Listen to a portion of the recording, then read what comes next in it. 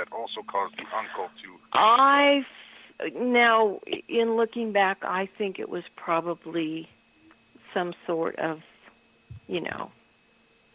evil. I don't think it. I don't know. I don't think it was human.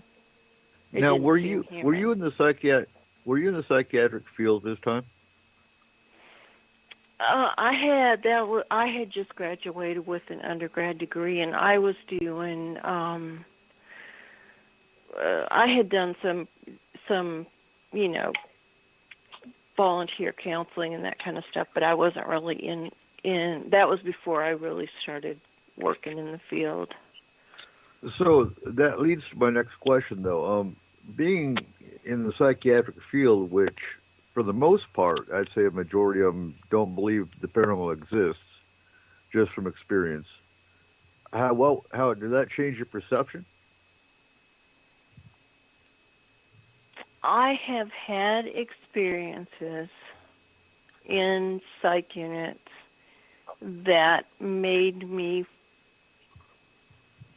and my colleagues wonder about attachments and possession.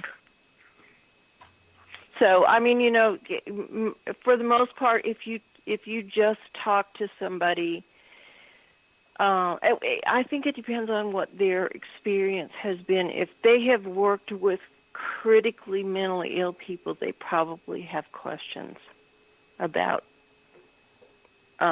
entities and that kind of thing. It's just frustrating because before you came onto the team about 3 years ago now, it took me 2 to 3 years searching for somebody in the psych field that could come onto the team, and then voila, all of a sudden you pop up, and it's frustrating that there's psychiatric issues and paranormal issues that parallel quite often. They do, but I think that's changing, and I think it's changing. Honestly, I think it's changing rather quickly, because of there's an awful lot of research that's going on that about consciousness, and I think that's making a difference. But yeah, you're right. I mean, a lot of people in the field are concerned about their funding streams. I'm independent. I don't have to walk the walk because of funding sources. Right. And do you think that's a big part of the problem? Is they're afraid of losing state or federal funding if they... or their status, or their, they don't want the fallout. I think that's what it is. And that makes sense. So, moving on to the child aspect. You cut out just a second ago. What was that? The what aspect? The child aspect. Moving on to children. Right. Children are, I believe, the most vulnerable. So, coming from that aspect, how, as someone in the psych field, what would you tell parents to look for as far as, and I've got an answer as well, I want to hear your perspective.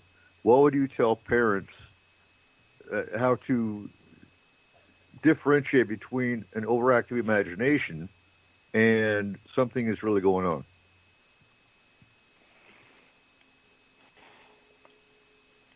I think it's important. Like I said earlier, I think it's important to understand what the level of ability of a child is. So, from birth to 2, they hardly know where they end and the rest of the world begins. So you're going to want to do, basically to get information out of a 2-year-old, you're going to have to play with them.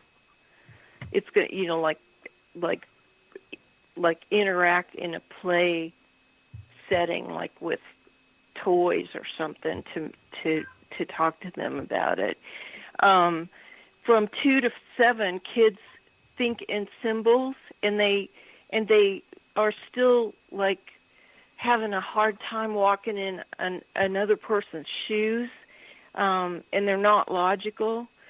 So you'll get better information from them, and honestly, from anybody that you interview, if you ask open-ended questions, like not yes and no questions, but can you tell me about blah, blah, blah, and then let them talk in a narrative, you're going to get way better information from any child by listening to them. So I think what I'm trying to say is it's important how they're interviewed, that they're not led with, concepts and stuff, that you listen to what they say. And honestly, you're going to get the best information from the first interview, not the 10th time that they've talked to somebody about it, because by that time other people's reactions may have colored the way that they tell their story. And so I've actually got like 10 points that's written down specifically for parents from the FMP. And number one, you hit on the head, is one, pay attention to details children say. The other thing we look at from our perspective is if a child has been sleeping in the room, they're 3-4 years old, they've been sleeping in the same room for the last 3-4 years since I was an infant, and all of a sudden they're talking about a description of something they're seeing, and they will not go back in that room.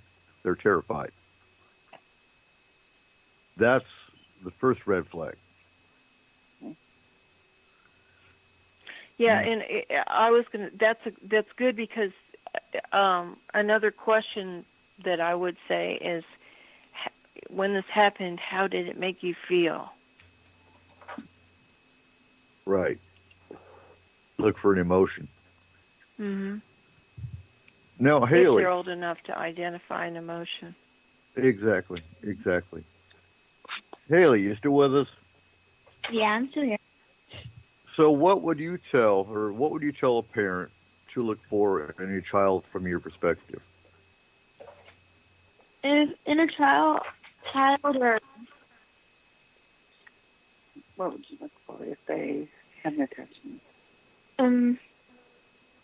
Personally, what I would look for, if they were telling people stories, I'd watch the details, and like if they're telling the same story each time, then it could be a possibility that they have an attachment. And if they're acting weird around specific areas, like say there's a living room connected to a kitchen and a playroom, if they won't go into one of the rooms, or they take another way around to one of the rooms instead of just walking through it, then maybe there's something there.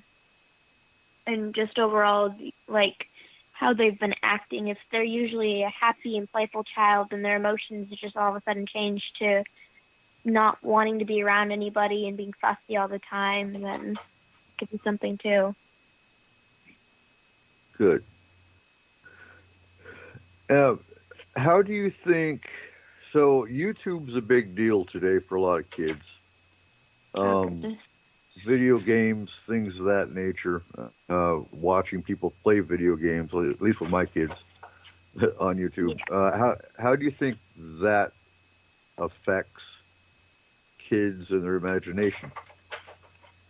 Well, if a kid were to be watching somebody else do things instead of them doing it themselves, like crafts maybe, then they don't have as much imagination to be able to go out and like do their own things and make their own ideas of what they should be doing, but instead they're following the path of what they see somebody else doing. Well, in our case, we don't let our kids play video games because they're too young.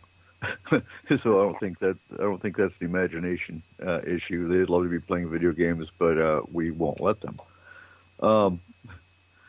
Francie, from the psych side of it, do you think watching YouTube videos,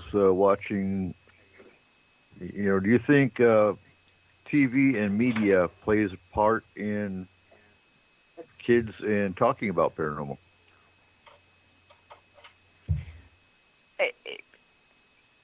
Talking about it or thinking that things are happening. So I would point to intention. And kids can focus their attention and, have more experiences that way, just like adults can. So if you're real interested in something or you're, I think video games are intensely transforming. I think they really change people's brains. They've done research with that. It's just, I think that a kid's perceptions and awareness can be changed, definitely. Okay. But do you think it could make a child terrified of their bedroom, for example, if they saw something on TV where their bedroom was affected?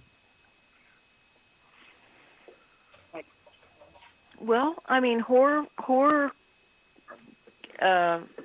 scary movies, if a kid watches them before they have the ability to discern what's real, that can be very traumatic.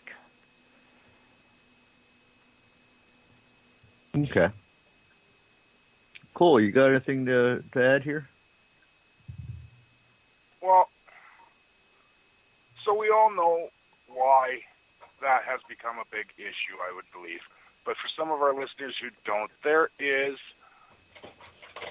a hacker out there who has been splicing apart people's YouTube videos and adding a small cut scene of a Japanese sculpture called Momo, who has presented challenges and started telling young people, because they are aiming these videos at,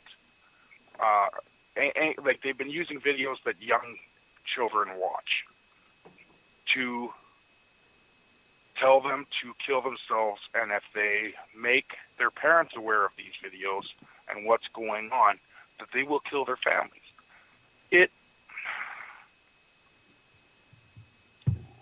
I don't care who you are. If you're that age, that's going to terrify you.